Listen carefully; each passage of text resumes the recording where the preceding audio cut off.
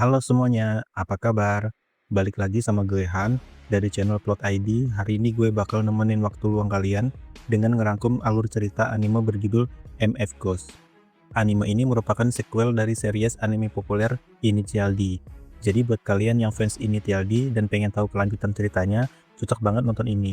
Oke, langsung saja kita mulai ceritanya. Let's go!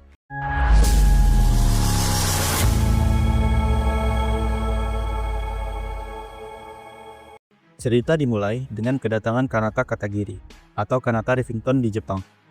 Ia adalah pembalap muda lulusan Royal Donington Racing School, salah satu sekolah balap paling prestisius di dunia.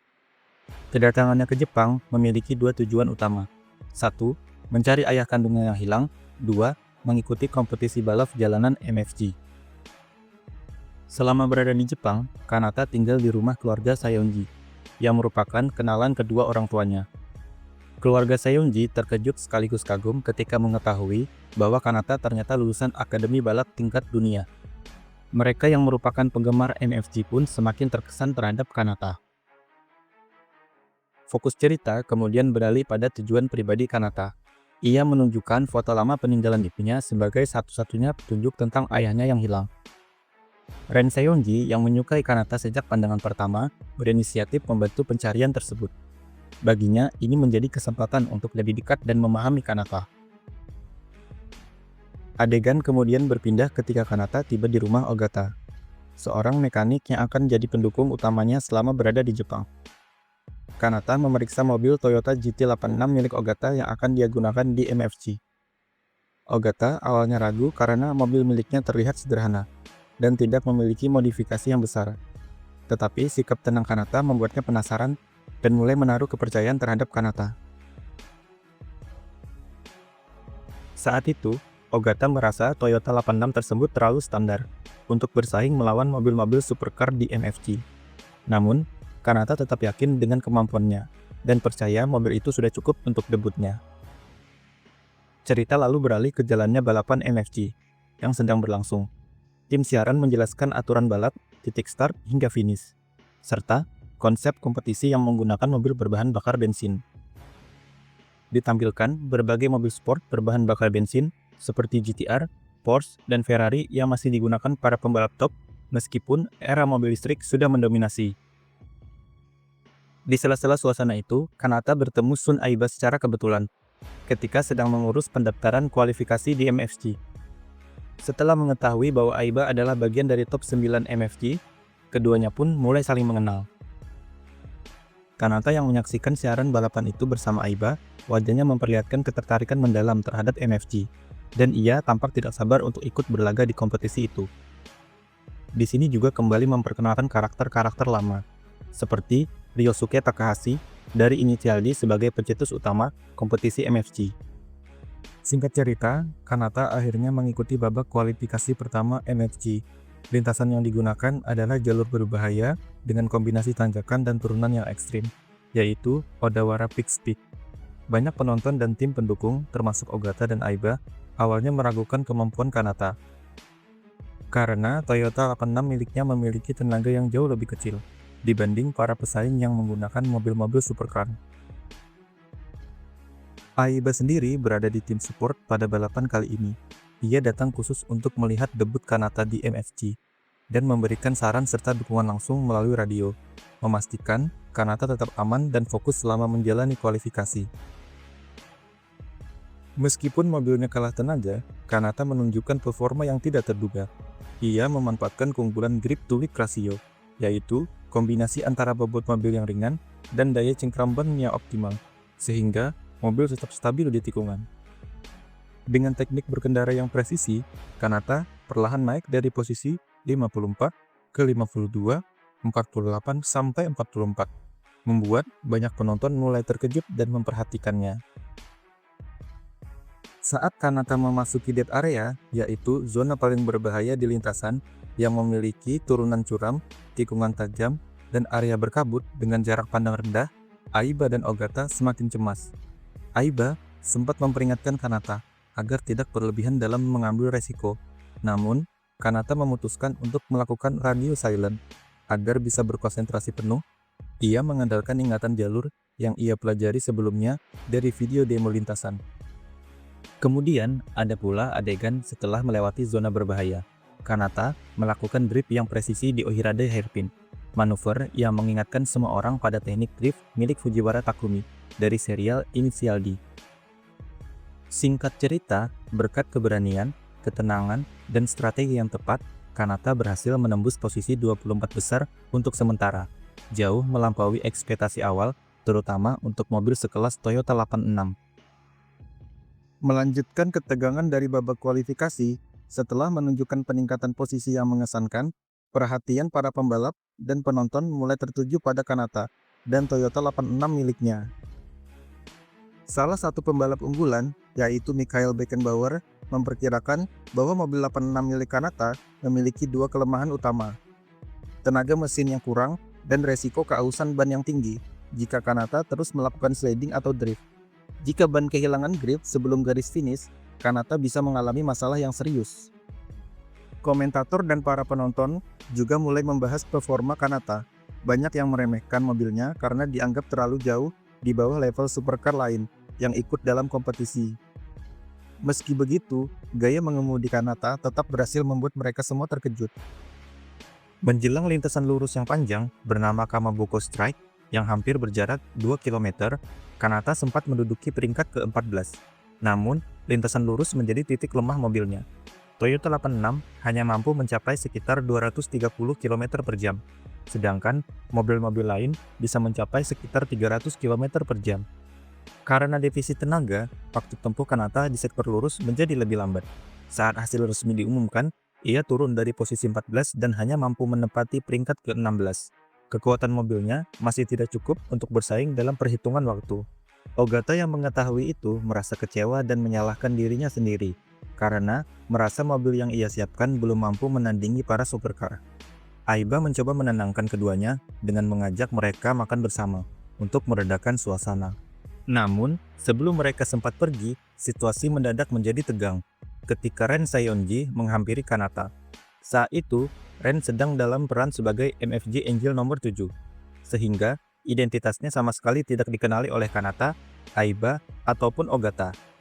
Ren merasa kesal dan marah, karena selama ini Kanata hanya mengatakan bahwa ia datang ke Jepang hanya untuk mencari ayah kandungnya, dan tidak pernah memberitahukannya bahwa ia juga datang untuk mengikuti MFG. Mengetahui hal itu, secara tiba-tiba membuat Ren emosi sesaat, dan rasa kesal bercampur kecewa, lalu Ren secara spontan menampar Kanata.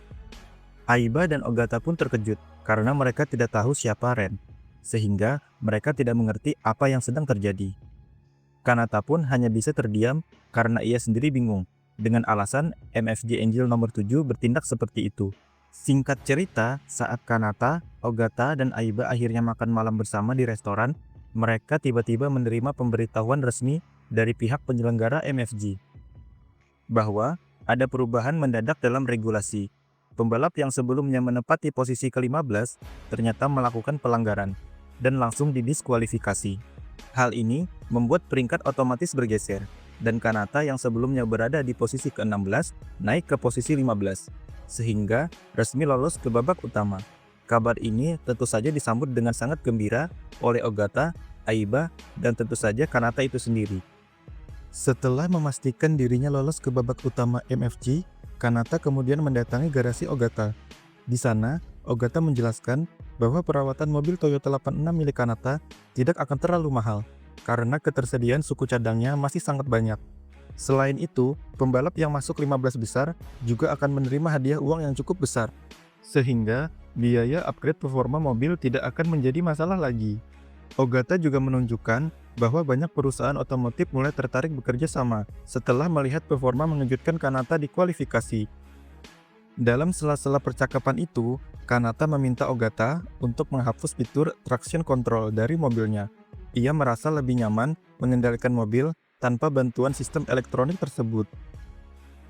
Setelah urusan garasi selesai, Kanata mengajak Ren Saionji pergi ke Kamakura untuk mencari lokasi yang ada di dalam foto kedua orang tuanya. Ini merupakan salah satu petunjuk yang mungkin bisa membawanya pada informasi mengenai ayah kandungnya. Di Kamakura, mereka menghabiskan waktu dengan suasana yang lebih riang. Mereka sempat berfoto di depan patung Buddha besar, berjalan-jalan di pantai, dan berinteraksi dengan seorang nenek yang mengira mereka pasangan lalu menawarkan memotret mereka berdua. Momen ini membuat atmosfer antara Kanata dan Ren terasa lebih hangat dan semakin dekat. Kemudian, menjelang persiapan balapan utama, Ogata mengusulkan pembagian hadiah dengan skema 80-20. Namun, Kanata menolak dan memilih pembagian yang lebih adil, yaitu 50-50. Karena ia merasa mobil yang dia gunakan adalah milik Ogata. Tak lama kemudian, mereka bertemu pembalap MFG lainnya, yaitu Nozomi Kitahara serta saudaranya. Mereka tertarik setelah melihat Toyota 86 Kanata terparkir di depan restoran, dan mulai menunjukkan minat terhadap kemampuan Kanata. Adegan berlanjut ke persiapan balapan utama yang diikuti 15 pembalap terbaik hasil kualifikasi. Kanata mulai mempersiapkan Toyota 86 miliknya untuk memasuki lintasan resmi MFG. Atmosfer balapan terasa jauh lebih serius dibandingkan kualifikasi sebelumnya, karena para pembalap top sudah menunggu untuk beradu strategi dan kemampuannya. Singkat cerita, adegan beralih kepada Kanata yang bersiap, penuh percaya diri, menandakan bahwa balapan utama MFG akan segera dimulai. Saat dimulainya balapan utama MFG, Kanata mulai dari posisi paling belakang, di antara 15 pembalap yang lolos. Sebelum start, ia dan Ogata sudah menyiapkan strategi, termasuk keputusan untuk mematikan traction control, agar mobil lebih responsif dan sesuai dengan gaya mengemudi Kanata. Saat balapan dimulai, para pembalap dengan mobil bertenaga besar langsung memanfaatkan power mereka. Sementara itu, Kanata mulai mencari celah dari belakang. Dengan ketenangan dan timing yang tepat, ia akhirnya berhasil menyalip Kazuhiro Maizono, yang sebelumnya sedang sibuk mempertahankan diri dari gempuran dua bersaudara Yajikita. Manuver itu membawa Kanata naik ke posisi 14.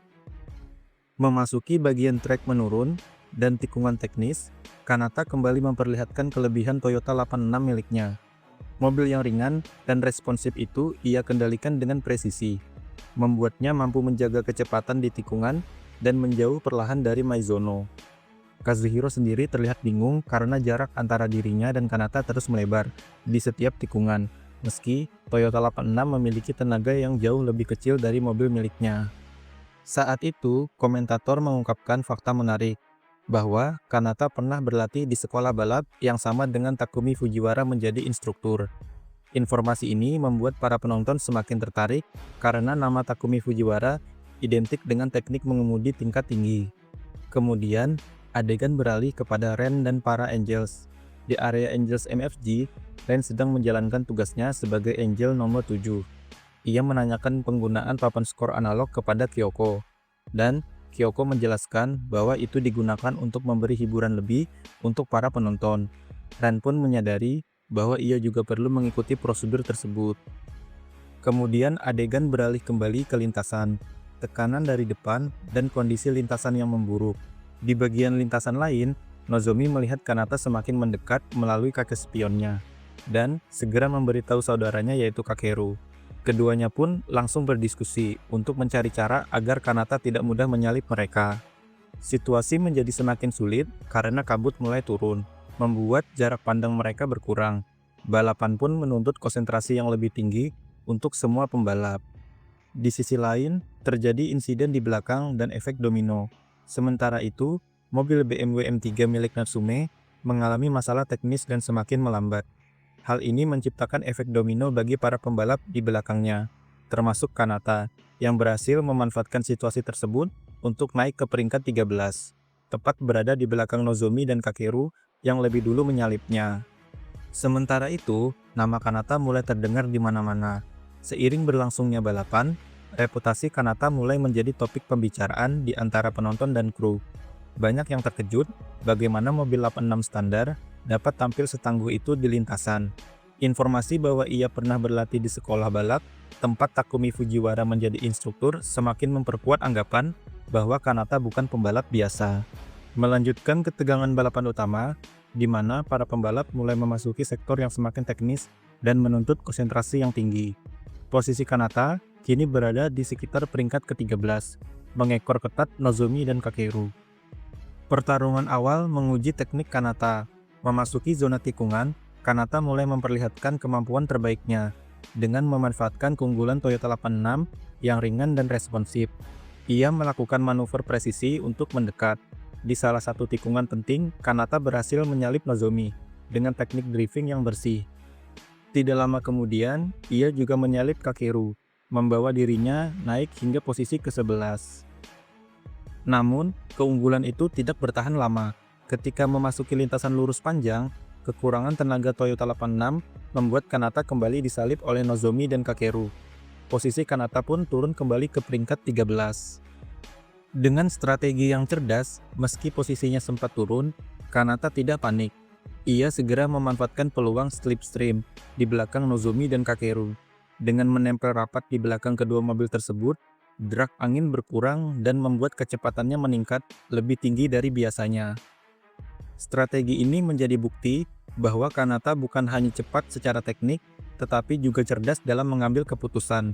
Berkat pemanfaatan slipstream, ia mampu mempertahankan ritme balap dan tetap berada dalam jangkauan dua pembalap di depannya. Kemudian, ketegangan di lintasan, kondisi ban dan sektor teknis. Di sisi lain, para pembalap lain juga sedang berjuang mempertahankan posisi.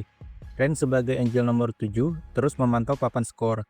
Sementara itu, duel antara para pembalap kelas atas seperti Akaba, Takuya, Jackson, dan Daigo makin sengit. Terutama ketika memasuki zona berbahaya dan tikungan cepat. Di sisi lain, Ogata sempat menghubungi Kanata untuk memeriksa kondisi ban. Khawatir karena Kanata sudah mengemudi dengan kecepatan tinggi dalam waktu yang cukup lama. Namun, Kanata dengan tenang menjelaskan bahwa ia memahami batas ban dan merasa tidak perlu mengurangi tempo. Beberapa pembalap lain juga diperlihatkan berjuang keras, seperti Akaba sukses menyalip Yosuke untuk memperkecil jarak ke posisi depan. Sementara Daigo kembali menekan Jackson untuk berusaha mempertahankan posisinya sekuat tenaga. Sedangkan Aiba mencoba bertahan dari tekanan pembalap lain meski ban depannya mulai aus lebih cepat dari perkiraan. Sementara itu, Kakeru dan Nozomi terkesan dengan kemampuan Kanata. Mereka menyadari bahwa meskipun mobilnya kalah tenaga, Kanata selalu berhasil menyusul kembali setiap kali memasuki tikungan atau area teknis. Dengan suasana balapan yang semakin memanas, Kanata terus menjaga jarak dengan Nozomi dan Kakeru sambil menunggu kesempatan berikutnya untuk menyerang. Para pembalap papan atas di depan, mereka juga berada dalam pertarungan ketat, sementara kondisi ban dan stamina menjadi faktor yang semakin menentukan. Di sisi lain, dengan slipstream sebagai senjata utama dan ketenangan luar biasa, Kanata mulai mempersiapkan diri untuk memanfaatkan peluang di sektor berikutnya. Ketika para pembalap memasuki lap kedua di bagian trek yang mulai turun setelah sektor tanjakan dan intensitas balapan kembali meningkat, Kanata terus mengekor duo Kitahara. Posisi Kanata masih berada tepat di belakang Nozomi dan Kakeru. Ketiganya berjalan rapat dan saling menjaga jarak, tidak ada yang mau memberi celah. Sementara itu di area Angels, Ren mendapat giliran untuk mengangkat papan skor. Ia sempat kikuk ketika sadar kamera menyorotnya, membuat momen kecil yang lucu dan agak canggung. Kemudian adegan beralih kembali ke barisan depan. Pertarungan juga berlangsung dengan ketat. Akaba berhasil mengejar dan menyalip Jackson, menunjukkan seberapa efektif strategi dan power mobilnya. Jackson sendiri sempat mengingat 3 pembalap teratas di musim sebelumnya, Mikhail, Akaba, dan Kouki, dengan tambahan penjelasan bahwa Kouki absen pada series ini demi merayakan ulang tahun pacarnya yang masih berusia 17 tahun. Di sisi lain lintasan, duel panas antara Mikhail dan Ishigami terus berjalan. Keduanya mempertahankan ritme tinggi dan saling menekan satu sama lain. Selanjutnya, ada juga beberapa kejadian penting, seperti Akaba berhasil menyalip Takuya dan naik ke posisi 6. Aiba masih bertahan melawan tekanan dari Yudai meski ban depannya sudah mulai aus. Daigo mencoba menyalip Jackson, namun Jackson beberapa kali menutup jalur. Namun, pada akhirnya Daigo berhasil mengambil posisi Jackson. Dan juga para pembalap juga mulai merasakan kehausan ban yang semakin besar, karena intensitas balapan yang terus meningkat. Kondisi ini membuat setiap tikungan menjadi lebih berbahaya dibandingkan lap sebelumnya. Di sisi lain, walau sempat tertinggal karena tenaga mobilnya kurang, Kanata terus mengejar Nozomi dan Kakeru. Kemudian adegan beralih ke area Angels. Interaksi Ren dan Kyoko di sela-sela balapan, ada momen Ren dan Kyoko yang membicarakan soal fisik dan kencan, yang menambah sisi ringan di tengah intensitas balap. Percakapan mereka membuat Ren semakin terlihat sebagai gadis yang mulai membuka diri, terutama karena ia sedang menyukai seseorang. Kemudian menjelang akhir lap, kondisi lintasan semakin sulit, karena ban para pembalap mulai kehilangan grip. Dengan beberapa duel yang masih berlangsung, dan posisi yang belum sepenuhnya stabil, membuat tensi yang semakin naik menjelang masuknya mereka ke sektor yang lebih berbahaya. Memasuki ke bagian paling menegangkan dari balapan. Di sektor inilah kemampuan, keberanian, dan kondisi ban benar-benar menentukan hasil balapan. Sejak awal lap, Kanata sengaja menjaga ban agar tetap dalam kondisi baik. Meski mobilnya kalah tenaga, manajemen ban yang lebih baik memberi keuntungan besar saat lintasan mulai memasuki sektor berbahaya. Pembalap lain mulai merasakan turunnya grip, sementara Kanata justru masih punya cukup cadangan untuk menyerang. Kanata mulai mengambil langkah lebih agresif. Dengan memanfaatkan konsentrasi penuh dan kondisi ban yang lebih segar, ia menyalip Nozomi terlebih dahulu. Tak berhenti di sana, Kanata kemudian menemukan celah kecil untuk melewati Kakeru.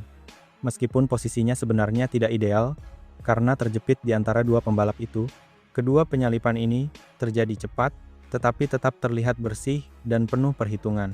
Selanjutnya, setelah menyalip Kakeru dan Nozomi, Kanata mulai melaju dengan cepat dan meninggalkan mereka. Kemudian, ia mulai memasuki area berkabut dan mulai mengejar pembalap lain di depan, yaitu Emil. Dengan kondisi jalan yang berkabut dan terbatasnya penglihatan, di sini Kanata mulai memanfaatkan informasi dari Ogata mengenai gap waktu dengan pembalap di depannya. Dengan memadukan data dari pit dan instingnya di lintasan, Kanata memperkirakan titik terbaik untuk menyerang. Dan strategi ini berhasil. Emil menjadi korban berikutnya, dan Kanata kembali naik posisi. Kemudian, setelah melewati Emil, target berikutnya adalah Jackson Taylor, pembalap Porsche dengan tenaga besar. Pertarungan mereka cukup intens. Di dalam kabut yang tebal, Taylor mencoba menjaga jarak aman, tetapi kondisi kabut membuat jarak pandang rendah. Dalam situasi itu, Taylor memilih bermain aman dan tidak memaksakan diri, sehingga akhirnya ia membiarkan Kanata melewatinya karena ia tidak mau mengambil risiko besar di area kabut tebal. Di sisi lain, ada adegan ringan di antara Ren dan Kyoko. Kyoko, yang dikenal lebih berpengalaman soal hubungan, bercerita tentang kehidupan asmaranya. Ren terlihat kagum, dan akhirnya mengakui bahwa ia pun menyukai seseorang. Dan ia meminta saran pada Kyoko tentang bagaimana menghadapi perasaannya. Momen ini menunjukkan perkembangan karakter Ren, yang perlahan mulai lebih jujur dengan dirinya sendiri. Di sisi lain, kembali ke balapan. Kanata terus mempertahankan ritme agresifnya di area dead zone, sambil memanfaatkan kondisi ban yang masih baik. Pergerakannya sejauh ini sudah jauh di atas ekspektasi banyak orang, dan namanya mulai terdengar di antara penonton, komentator, dan para pembalap itu sendiri. Kemudian, balapan kembali ke titik klimaks. Para pembalap sudah memasuki sektor akhir, dan posisi mulai berubah cepat seiring ban mereka semakin habis. Di posisi teratas, Michael Beckenbauer masih memimpin, dengan Fujin Ishigami terus membayangi di belakangnya. Keduanya saling menekan, menjaga ritme tinggi sambil tetap berhati-hati karena ban yang sudah mulai kehilangan grip. Kemudian di kelompok tengah, terjadi salah satu pertarungan paling sengit antara Shun Aiba, Sakamoto, dan Akaba. Ketiganya terlibat duel yang saling tarik ulur sejak awal putaran kedua. Akaba tampak paling agresif. Ia mencoba beberapa kali mencari jalur cepat untuk menyalip dan akhirnya memilih menekan dari sisi kanan. Keputusan itu berhasil Akaba masuk di depan Sakamoto sebelum straight panjang. Ketika memasuki long straight, Akaba berhasil menyalip Aiba, memanfaatkan tenaga tinggi mobilnya. Aiba yang tersalip mencoba segera menyalip Akaba kembali dengan tenaga mobilnya. Melihat itu, Sakamoto ikut memanfaatkan keuntungan yang sama, menciptakan situasi tiga mobil sejajar sebelum titik pengereman. Kemudian ketika menuju tikungan akhir, ketiga pembalap harus mengerem keras. Aiba mencoba mempertahankan posisinya dengan gaya berkendaranya yang agresif menekan ban hingga batas maksimal. Namun kali ini, risiko itu berbalik menyerangnya. Aiba terlalu cepat masuk, melakukan pengereman terlambat, dan kehilangan cengkeraman ban. Hasilnya, Aiba melebar, overshoot, dan keluar dari racing line, dan kesalahan kecil itu cukup untuk mengubah urutan peringkat. Akaba dan Sakamoto berhasil melewatinya, bahkan Yusuke Otani yang datang dari belakang ikut masuk ke depan Aiba. Aiba pun jatuh ke posisi 6. Kemudian, ada pula duel antara Kanata dan Jackson Taylor kembali memanas. Setelah sebelumnya berhasil menyalip Taylor di sektor kabut, Taylor memanfaatkan kembali kelebihan tenaga Porsche-nya di long straight. Ia memanfaatkan power penuh mobilnya untuk menyalip Kanata dan merebut posisinya kembali. Namun Kanata tidak tinggal diam. Begitu kehilangan posisi, ia langsung masuk ke slipstream Taylor, menempel ketat untuk mengurangi hambatan angin. Ketika mendekati tikungan terakhir, Taylor mulai mengerem di titik aman. Sebaliknya, Kanata memilih melakukan late braking, menahan pengereman sedikit lebih lama dan menempatkan dirinya sejajar dengan Taylor. Dalam hitungan detik itu, keberanian Kanata yang menentukan. Ia berhasil masuk ke tikungan lebih bersih dan keluar lebih cepat, memastikan ia kembali berada di depan Taylor. Aksi itu membuat penonton terkejut, dan Taylor sendiri mengakui kemampuan Kanata. Hasil akhirnya, Kanata finish di posisi 9, sebuah pencapaian besar mengingat keterbatasan mobilnya. Setelah balapan berakhir, hasil akhir putaran diumumkan. Michael Beckenbauer, peringkat pertama, Fujin Ishigami peringkat 2, Akaba peringkat ketiga, Sakamoto peringkat 4, Otani peringkat 5, Aiba peringkat 6 dan Kanata sendiri berhasil mempertahankan posisi top 9, sesuatu yang jauh melampaui ekspektasi awal banyak orang. Setelah balapan selesai, suasana jadi lebih santai. Kanata mendapat ucapan selamat dari berbagai pembalap, termasuk Taylor yang mengakui kemampuan Kanata. Ada pula momen kecil yang membuat suasana canggung. Nozomi memeluk Kanata, dan Ren yang melihat itu tidak bisa menyembunyikan rasa terkejutnya. Adegan ini menjadi jembatan kecil menuju dinamika hubungan karakter berikutnya. Setelah putaran pertama MFG berakhir, cerita kembali pada kehidupan sehari-hari Kanata dan persiapan menuju balapan berikutnya. Adegan dibuka dengan Ren, yang ingin mengungkapkan sesuatu kepada Kanata, bahwa ia sebenarnya adalah Angel nomor 7 di MFG. Waktu dirasanya tepat, dan ia ingin jujur sebelum hubungan mereka semakin dekat. Namun sebelum Ren sempat bicara, Ogata tiba-tiba muncul dan membuat momen itu hilang. Sementara Kanata tetap tidak tahu, apa yang sebenarnya ingin Ren sampaikan. Ogata kemudian mengalihkan pembicaraan dengan memberitahu Kanata bahwa ada seorang teknisi terkenal yang ingin membantu dalam meningkatkan performa Toyota 86 miliknya. Teknisi itu ialah Hiroya Okuyama dari Autoshop Spiral, salah satu tuner terbaik yang sebelumnya juga bekerja sama dengan Shun Aiba. Singkat cerita, saat Okuyama, Ogata dan Kanata berdiskusi, Okuyama menyarankan peningkatan yang dilakukan sekarang bukan untuk memodifikasi atau meningkatkan daya mesin Toyota 86, melainkan hanya sebatas memberikan peningkatan di area lain, yaitu suspensi, rem, intake dan exhaust, throttle controller, serta setup keseluruhan, agar sesuai gaya mengemudi Kanata. Ia menegaskan bahwa walau mesin tetap sama, tapi efisiensi mobil bisa naik drastis jika bagian lain disesuaikan secara tepat. Ogata sempat ragu, biasanya orang datang untuk minta penambahan tenaga mesin. Namun Kanata justru setuju dengan pendekatan Okuyama. Ia merasa guru balapnya yakni Takumi Fujiwara, mungkin akan membuat keputusan yang sama. Kemudian setelah pertemuan itu Kanata diam-diam mencoba mencari pekerjaan sampingan, dan ternyata Kanata mendapat pekerjaan paruh waktu di Silverstone Cafe di Kamakura. Ia bekerja sebagai pelayan, berinteraksi dengan pelanggan layaknya remaja normal yang hidup di Jepang. Adegan ini memberi warna yang lebih humanis, memperlihatkan sisi Kanata di luar lintasan. Lalu di tempat lain juga ada perkembangan menarik. Kakeru yang berbicara kepada Nozomi bertanya langsung mengenai kedekatannya dengan Kanata. Nozomi menjawab tanpa ragu bahwa dirinya memang tertarik kepada Kanata, bahkan bercanda bahwa ia bisa saja menikah dengannya suatu hari nanti. Pernyataan itu membuat Kakeru kaget sekaligus bingung menghadapi saudarinya sendiri. Di sisi lain, Ogata juga berbicara dengan Shun Aiba, dan memberitahunya bahwa mobil Kanata sedang di-upgrade tanpa menyentuh mesin sama sekali. Aiba langsung terkejut, ia tahu lintasan berikutnya lebih datar, dan tidak memiliki banyak tanjakan atau turunan. Dalam kondisi seperti itu, tenaga mesin menjadi faktor yang jauh lebih penting. Karena itulah, Aiba merasa keputusan tidak menaikkan power mesin cukup berisiko untuk Kanata. Singkat cerita, setelah proses tuning mobil Kanata selesai, Kanata kemudian mengajak Ogata untuk melakukan tes kecil dengan mobilnya. Begitu masuk lintasan, Kanata langsung merasakan perbedaan besar. Mobil lebih responsif saat belok, rem lebih stabil, throttle jauh lebih ringan, dan handling keseluruhan terasa menyatu dengan gaya mengemudinya. Kanata bahkan memuji hasil kerja Okuyama secara langsung. Bagi Kanata, mengendarai mobilnya sekarang terasa lebih menyenangkan dan mudah dikendalikan dibanding sebelumnya, bahkan tanpa perlu penambahan tenaga mesin. Di sisi lain, saat Kanata sedang fokus pada test drive, tiba-tiba sebuah mobil lain muncul di belakangnya dan menyalip dengan kecepatan tinggi. Ternyata pembalap itu adalah Koki Sawatari, sosok yang disebut sebagai jenius, dan rupanya pernah bertemu Kanata sebelumnya di Eropa sebagai lawan. Kehadirannya tidak hanya mengejutkan, tapi juga menandakan bahwa kompetisi di babak ini akan jauh lebih kompetitif. Sementara itu, lintasan penyisihan round 2 sudah diumumkan. Lintasan yang menjadi lokasi penyisihan dikenal sebagai Lake Ashinoko GT, sebuah rute cepat dengan kombinasi tikungan teknis dan sektor yang menguji stabilitas mobil. dan ada beberapa pembalap juga sudah mencoba lintasan selanjutnya. Pihak MFG membagi hari berbeda-beda pada setiap pembalap dalam melakukan sesi uji coba lintasan dengan Daigo Oishi, menjadi pembuka sesi dan tampil cukup impresif. Dan juga Kazuhiro, yang kini menggunakan mobil baru yang lebih bertenaga, berhasil mencatat waktu lebih cepat dari Oishi. Pembalap seperti Nozomi, Kakeru dan Shun Aiba juga mendapat porsi sorotan saat mereka menjalani lap percobaan. Setiap pembalap terlihat lebih serius dibanding round sebelumnya, karena lintasan kali ini lebih teknis, lebih cepat, dan membutuhkan setup mobil yang benar-benar sesuai. Kanata sendiri belum turun menguji lintasan.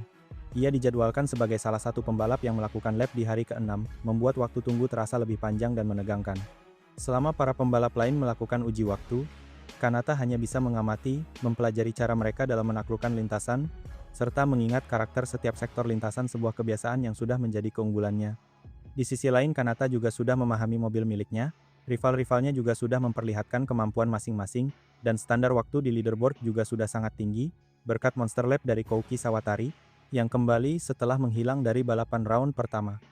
Kemudian sebelum tibanya hari bagi Kanata dalam uji lap, ada adegan yang memberi gambaran penting tentang masa lalu Kanata, dan alasan mengapa ia memiliki kemampuan mengemudi di atas rata-rata.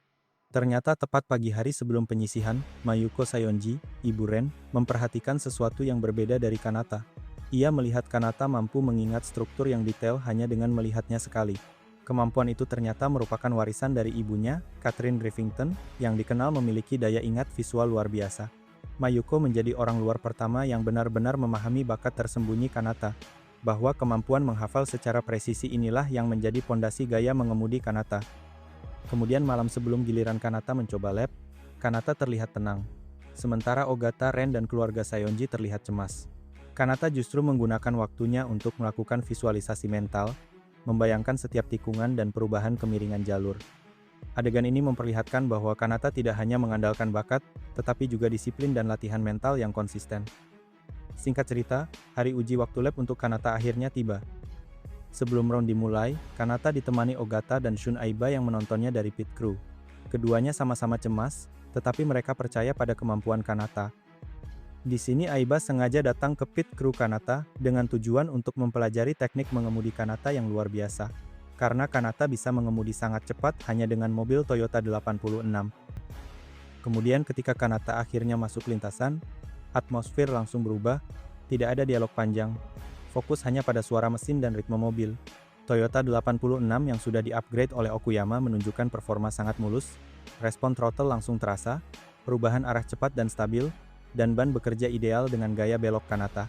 Di beberapa sektor, Kanata bahkan terlihat lebih cepat dibanding pembalap yang menggunakan mobil jauh lebih bertenaga. Aiba sampai terkejut melihat betapa hidupnya Toyota 86 tersebut di tangan Kanata. Dan akhirnya, season ini pun berakhir menggantung penuh dengan ketegangan. Oke, sekian video alur cerita kali ini. Ditunggu untuk konten selanjutnya, jangan lupa like, subscribe, dan komen. Sampai jumpa!